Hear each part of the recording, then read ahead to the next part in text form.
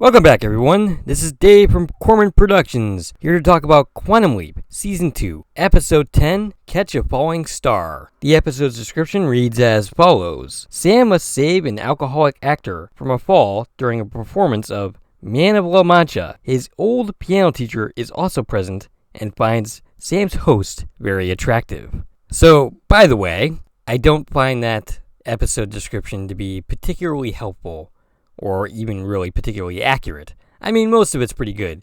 But that last line, yeah, there's a little bit more to the relationship between Sam and the piano teacher than what this episode description describes. I mean, I guess technically it's accurate, but there's way more to it than that. So, thumbs down to whoever wrote that. The episode takes place on May 21st, 1979, and originally aired on December 6, 1989. The episode was written by Paul Brown, who I believe I've talked about before, and directed by none other than Donald P. Bellisario himself. This is a fantastic episode of the series.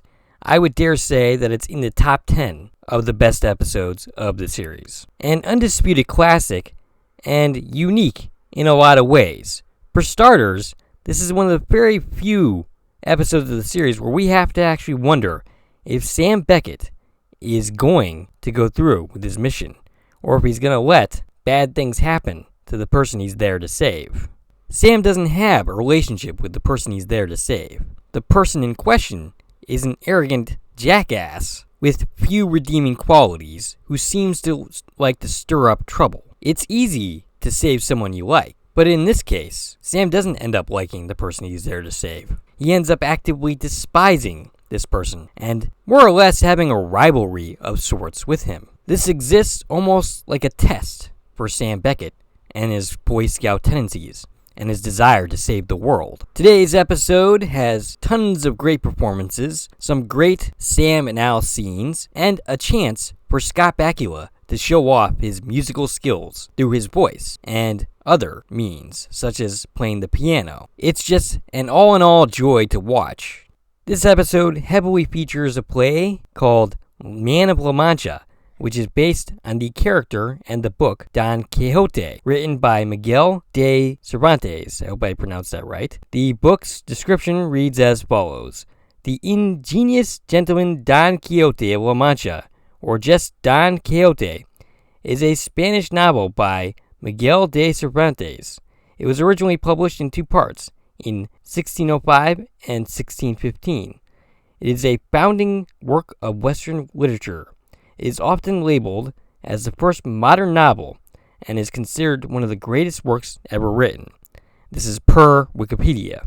As far as the play itself is concerned, this is also per Wikipedia. Man of La Mancha is a 1965 musical with a book by Dale Wasserman, music by Mitch Lay, and lyrics by Joe Darian. It is adapted from Wasserman's non-musical 1959 teleplay I, Don Quixote, which was in turn inspired by Miguel de Cervantes and his 17th century novel Don Quixote. It tells the story of a mad knight, Don Quixote, as a play within a play, performed by Cervantes and his fellow prisoners as he awaits a hearing from the Spanish Inquisition. The work is not and does not pretend to be a faithful rendition of either Cervantes' life or Don Quixote. Wasserman complained repeatedly about people taking the work as a musical version of Don Quixote. Sam leaps in, and he's in a dressing room, getting makeup applied, because he is about to go on stage. And I have a question right off the bat. It's a minor silly thing, but alright, so as the series basically wants it, not how I want it, Sam Beckett's body is leaping around, not his soul. So how in the heck does Sam Beckett have makeup on? The person you replace obviously had makeup on, and I'm sure as part of that aura that he projects, he would have makeup on when he appeared.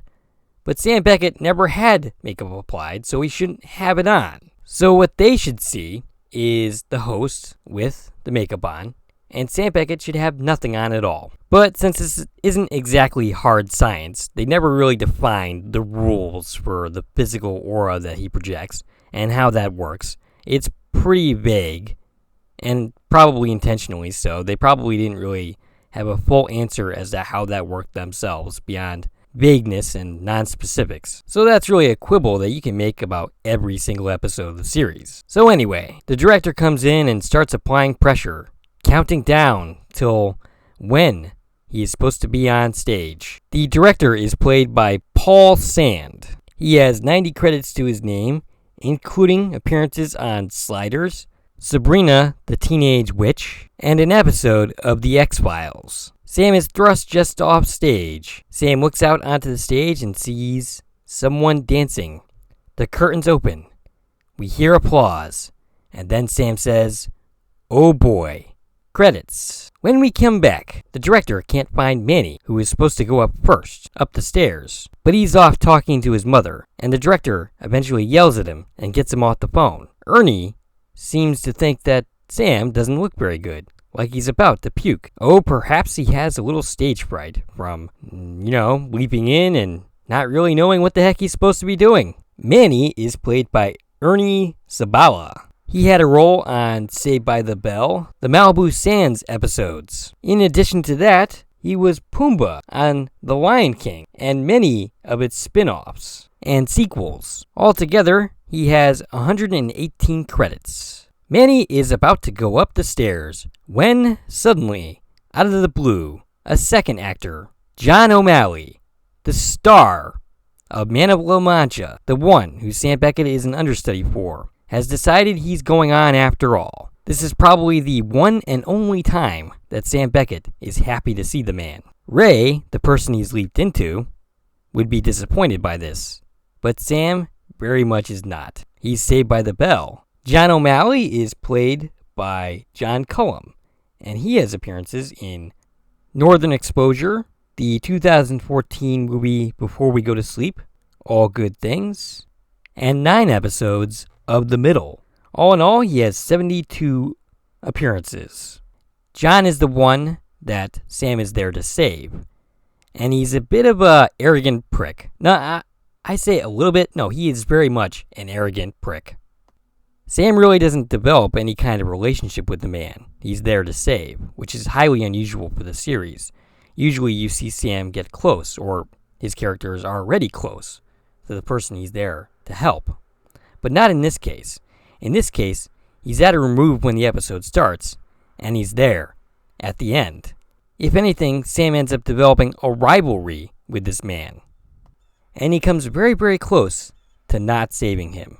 And John himself undergoes no changes throughout the course of this episode. He doesn't become a better man. He doesn't learn anything. The only thing that doesn't happen to him is he doesn't end up severely injured and having his career ruined. But that's it.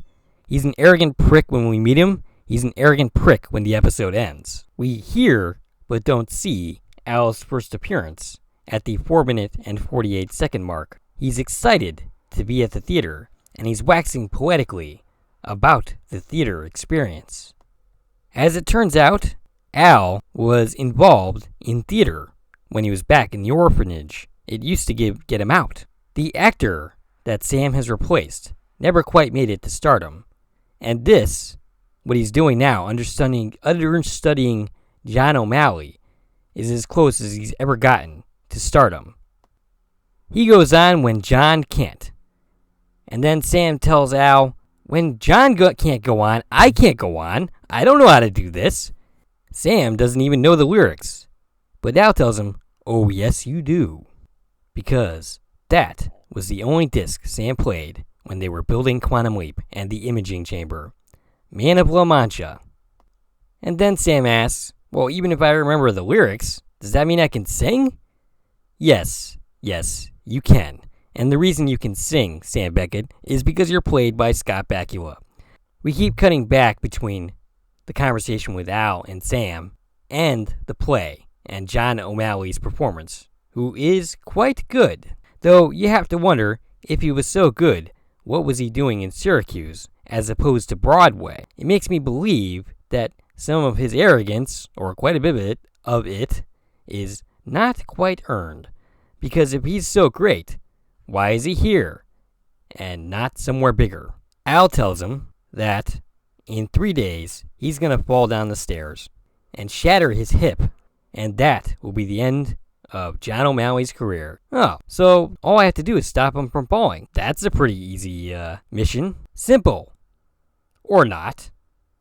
And Sam ends up asking the question, how do I get a guy like that to dry out in 3 days? And then Al suggests, maybe you don't. Maybe you get him so drunk that he doesn't perform, and thus doesn't fall down the stairs. A typical episode of Quantum Leap would be about this exactly. It would be about Sam trying to dry out John to get him to not be an alcoholic anymore. But that's not the direction this episode goes, which is one of the ways in which this episode is very, very unique. Sam eventually sees someone he recognizes, which turns out to be Nicole, his former piano teacher, who he was in love with, and she seems to recognize him, which, according to Al, is impossible. She doesn't see Sam, she sees Ray, so she must know Ray, and that is exactly what's going on. Sam was a teenager when he had her as a piano teacher, and he was massively, massively in love with her. Sam gets a goopy expression on his face and says, hey, she was too old for me then, but not now. After the play ends, Sam doesn't waste any time seeking out Nicole, and they catch up.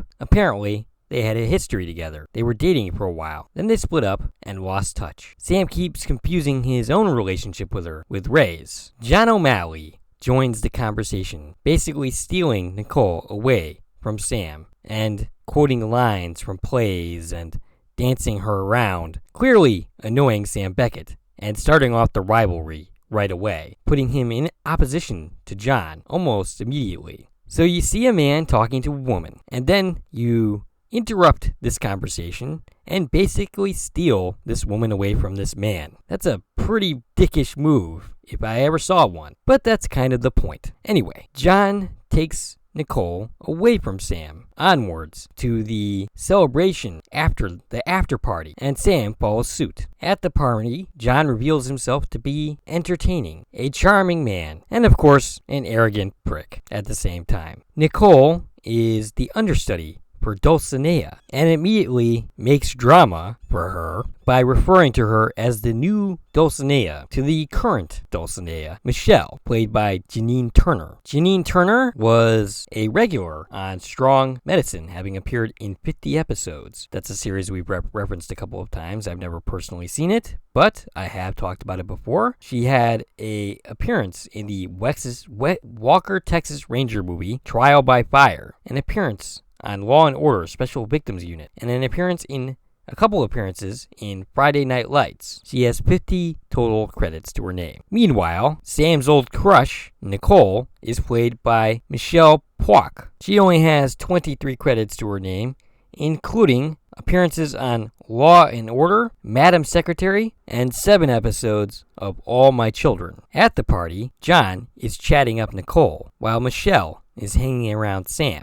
John sends Sam to get some drinks, and Michelle follows suit. And this is where John further stirs the pot. John seems to be a little bit of a shit stirrer here, first creating problems between Michelle and Nicole by referring to Nicole as the new Dulcinea, and now he's gonna say to Nicole that he thought the affair between Sam and Nicole was over. But as it turns out, this is far, far from the truth, because there never was an actual affair between Ray and Michelle. As the evening progresses, John is eventually taken to bed because he's stone cold drunk and singing away as he leaves, which finally gives Nicole and Sam the opportunity to talk and catch up. This conversation apparently goes very, very well because Sam ends up back at her place. Over a piano, Sam talks about his crush on his former piano teacher, and Nicole finds it adorable, unknowingly and unaware of the fact that Sam is in fact talking about her. They end up kissing, and perhaps quite a bit more. The next morning, they are at rehearsals. Sam is just sitting in the stands, smiling,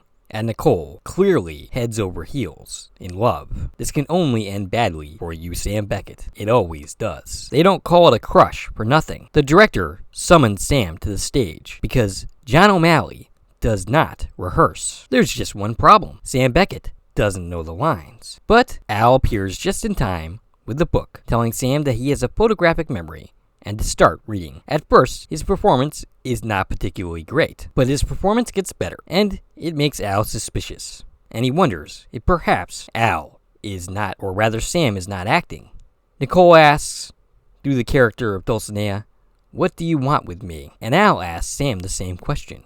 Al seems to be getting suspicious of Sam's motivations. But the thing is here, and this is a minor quibble, but it is a quibble nonetheless, Al should already be suspicious of Sam's motivations. He already has the information that they had a past, and that Sam was once a love-struck teenager for this woman. Eventually, John shows up at the rehearsal and is impressed by Ray's performance, thinking that Ray has never been better, that he has never imbued his performance with so much passion, and he thinks he knows the reason why. He shuffles Sam off the stage and has Nicole sing the song, "What Does He Want of Me?" Sam is off stage watching Nicole sing and admiring her, clearly in love. Al at this point is getting very, very concerned, and he points out that Nicole was not with Sam Beckett yesterday, or last night. She was there with Ray. And Sam points out, no, she wasn't there with Ray. She was there with me. My soul. Me. Al goes on to say that Sam can't tell anybody who he really is, that he can't change his personal life. And then Sam fires back, I can't have a life. All he can do is live other people's lives, fight their fights, fight their battles. And geez, he feels like he's Don Quixote, and that's not far from the truth. And Sam says that he is in love with her. We cut to Manny and Michelle at the bar, and they set up a little scheme. She tells Manny to play along, as she tells Sam that Nicole is rehearsing, and I say rehearsing in air quotes, with John, implying that something else is going on. If you know what I mean. Wink wink, nudge nudge. Sam leaves angry, and Manny is told to meet Michelle up in her room in a half hour to engage in activities. Once again, if you know what I mean. Sam goes up to John's room, and someone is in the shower. Sam is, of course, there looking for Nicole. And a normal person at this point would be like, Nicole's not here. What are you talking about? But not John. John goes as far as to invite Sam into the room and let Sam wait for Nicole to get out of the shower. Sam ends up not waiting that long. He eventually leaves in a huff, and out of the shower pops an entirely different girl. Now, I'm not sure why John does this exactly. Does he want Nicole for himself? Is he trying to create a divide between Sam and Nicole so that he can swoop in and sleep with her? Or is John just a dick? Frankly, either explanation is possible. What follows is probably my favorite scene of the episode. Sam, heartbroken, is on stage playing the piano by himself when Al appears. Al asks him, "What are you going to do, Sam?" Genuinely concerned that Al, or rather Sam, is not going to complete his mission, that he's going to let John fall. In between playing the piano and singing one of the songs from the play, Sam says he doesn't know. And maybe this is my imagination, but throughout this scene, there's a musical quality to Dean Stockwell's delivery. I'm not sure if that was actually what was going on here, but between Sam playing the piano and Sam singing and intermittently giving Al answers, there's a very musical quality to this scene that I really, really adore. But it seems to me that Al asks in a sing-song voice, "Are you going to save John from falling tomorrow?" And Sam replies, "Let him break his neck." And Al says, "Even if you don't save him, you could still leap." And Sam replies, "Who wants to stay?" Because he's heartbroken at this point. Al is understandably confused because he thinks that not saving John is so that he can stay and be with Nicole. But what he doesn't know is that Sam thinks Nicole was rehearsing, and I say that again in quotation marks, with John. It takes Al a second or two to get it. Oh, you mean like rehearsing? Women, you can't trust them. They don't understand the double standard. And to this, Sam laughs. Kind of a bitter laugh. Well, Al says, "Let's just do what you're here to do and get the heck out of here." And Sam responds, "I am not saving that arrogant ass." And Al tells him, "Don't do it for him. Do it for us." And Sam responds, "Hey, you just said that I might leap whether I save the guy or not, right?" And Al says, well, sure, but you should go with the sure thing. And Al further implores Sam that he doesn't want to stay around here as Ray for the rest of his life. Sam doesn't respond, and then Al asks more desperately, well, do you? And scene. I absolutely adore this scene. This is probably one of my favorite scenes of the episode, and maybe even the series, to be honest. It's a great scene between the two. Everything is pitch perfect here, from Sam playing the piano and singing and answering Al, and Dean Stockwell's almost sing-song delivery in the scene. Like this is almost a musical play that we're watching here. It's not quite that obvious. It's subtle, but in my mind, it's there, and it's perfect for this episode. And really, this is the first time in quite some time that we've seen Sam potentially acting in a selfish manner. We cut to the day of the performance. It's Nicole's turn in the makeup chair, and Michelle stops in, acting all bitter. The one doing Nicole's hair eventually spills the beans that Michelle is just angry because she ended up sleeping with Manny, and she was not in fact with Ray, which is the impression that she was under. Sam waits on stage, angry and fuming. He knows he's not going to go on, because John will appear eventually, even though at the current time he is nowhere to be seen. Nicole passes by Sam, who is giving her the cold shoulder, and says he doesn't plan on sticking around after the show. After Nicole leaves, confused, the director tells him, hey, it's your big night. And then we hear John O'Malley singing, and Sam, with no surprise whatsoever, says, I guess not. John is preparing to go on stage when Sam says to him, hey John, break a leg. And John gives him a very odd look, even though this is a common theater expression. But Sam means it in a very different way. Manny and John make their way up the stairs. John is staggering, and Sam watches and watches. The curtains rise. There is a genuine tension. Is Sam Beckett going to save John? He sure doesn't look like he's inclined to do so. John starts to slip on the stairs, and that's when Sam moves into action, and he goes and breaks John's fall, saving him, saving the day, and doing what we weren't sure that Sam was gonna do for a change, and being the good guy.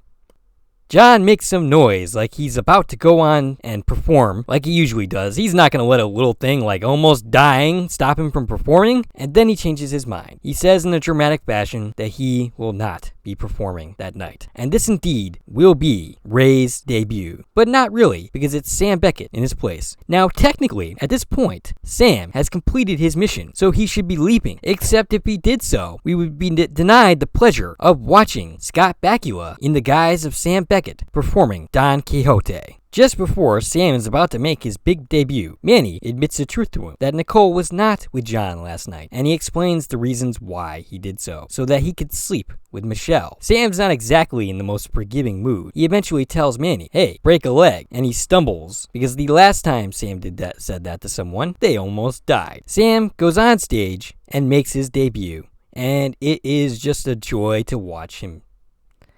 And along the way, he tells Nicole, during a scene, after he's collapsed, that he loves her. And off stage, the old Dulcinea and John watch. And the experience has not humbled John one bit. As Michelle says, he will never be as good as you. And all John can do in response to a person who just saved his life is to snicker at that remark. Wow, what an arrogant jackass this man is. Was he even worth saving? I guess I don't care, because soon he's going to be out of my life and out of Sam's. Nearing the end of the play, Sam starts to walk up the stairs, and Al appears to ask him if he's okay. And Sam starts quoting the play, and he talks about going on to new adventures. And this perfectly sums up both the series and the relationship between Al and Sam. And Sam leaps. Like I said, this is an absolutely fantastic episode. The quibbles I have in this one are minor. They don't really affect the episode any. It's just an all-in-all fun episode to watch. Definitely top 10 in the series. Next week, and I hope this will be next week, because I had a lot of technical difficulties during the course of this week, where I don't even want to describe it, but I kept having to redo stuff, and it ended up delaying this video by a couple of weeks. So anyway, next week, we will be talking about the absolute worst episode of the series, or pretty close to it. I'm hard-pressed at this moment to think of a worse one. When we discuss A Portrait for Troyan, we're going from one of the best to one of the worst, and I'm going to have a lot of fun absolutely trashing that episode. If you like this video and want to support the channel, there are a number of ways to do so. You can follow me on Twitter at Korman Productions. You can join my Korman Productions Facebook page. You can buy something from the Korman Productions store on Zazzle. You can buy me a copy, which is a new way to support content creators such as myself. And of course, you can like, share, and comment on this video, as well as subscribing to this channel. This is Dave from Korman Productions, signing off.